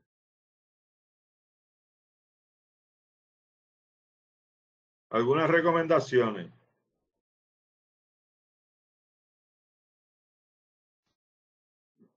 El abordaje que tengan los coordinadores, los facilitadores en las diferentes fases, deben tratar de evitar el management.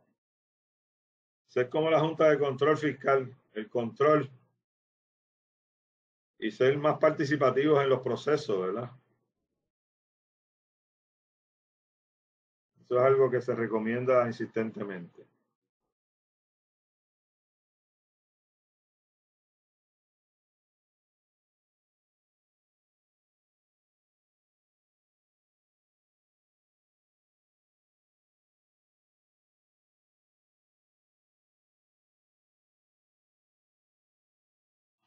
Esa es otra, ¿verdad? Forma de abordar. Tenemos que, esas decisiones no las puede tomar el PI, como se dice por ahí acá, ¿verdad? El investigador principal. Lo que ocurre cuando los PI son muy gerentes y muy mandones es que se quedan solos o se quedan con muy poca gente para trabajar.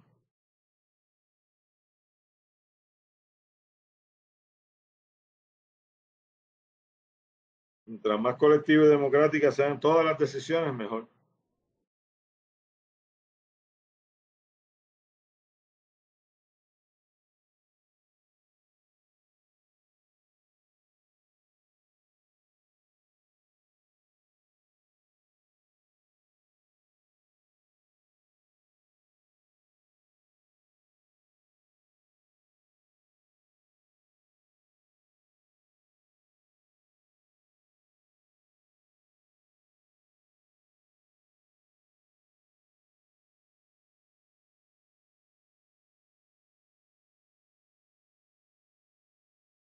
Cuando alguien se va sintiendo inferior, se va alejando del proceso investigativo.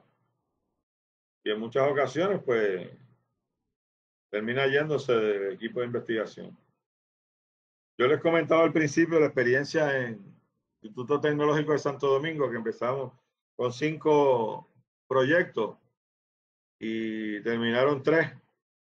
Los primeros, los 2 que no funcionaron, trataron de fusionarse los 2 en uno, y quizás las tensiones y los problemas que había que no se atendieron separadamente se convirtieron en más grandes cuando se trataron de hacer juntos, y tampoco pudieron entonces madurar un proyecto y un trabajo de investigación conjunto.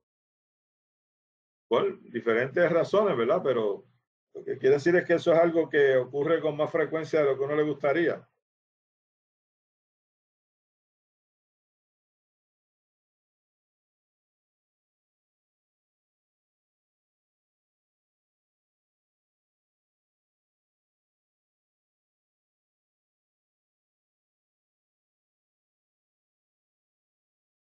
Aquí se debía haber destacado en negrita positiva, porque pues hay gente que ha tenido experiencias negativas. Y pues las experiencias negativas pueden traer, ¿verdad? ¿Verdad? Aspectos negativos. Mientras que la experiencia positiva, pues, impacta, también irradia al grupo completo. Y es bueno tratar de convocar personas que hayan tenido experiencias positivas en esa investigación para que sean parte del equipo. Y que, pues, nos ayuden a entender mejor las dinámicas que se dan en el proceso. Porque está nuestro abordaje y el conocimiento del problema y además las dinámicas que tenemos que tener nosotros para acercarnos a él.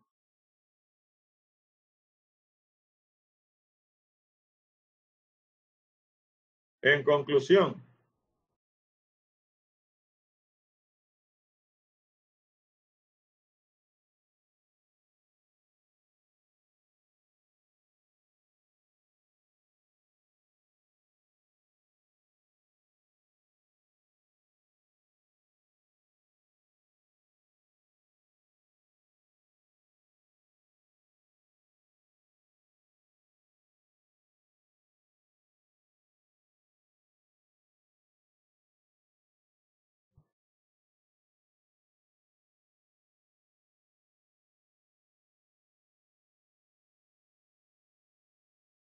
aquí se trae un planteamiento que es muy, se podría decir que a lo mejor es una exageración en algunos casos de querer llegar a tanto, muy ambicioso.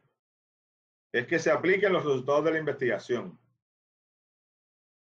Eso es una meta, pero no ocurre con demasiada frecuencia. Pero por lo menos se aplican algunos, hay un conocimiento que nos permite avanzar para próximas investigaciones que puedan aplicarse los conocimientos. Pero el propósito en gran medida es que se puedan aplicar los conocimientos. Es decir, nosotros entenderíamos que nuestra investigación sobre el síndrome de quemazón o de desgaste profesional debería culminar en cambios en políticas institucionales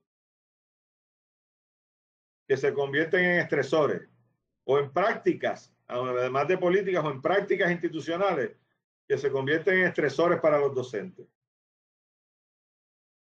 o en mecanismos que ayuden a los docentes a manejar esos estresores. O sea que eso implicaría que se produce un conocimiento en ese proyecto con el propósito de que se implanten algunos de esos conocimientos que producimos y que mejoren la situación y el problema que estamos atendiendo, que es el desgaste profesional de los docentes.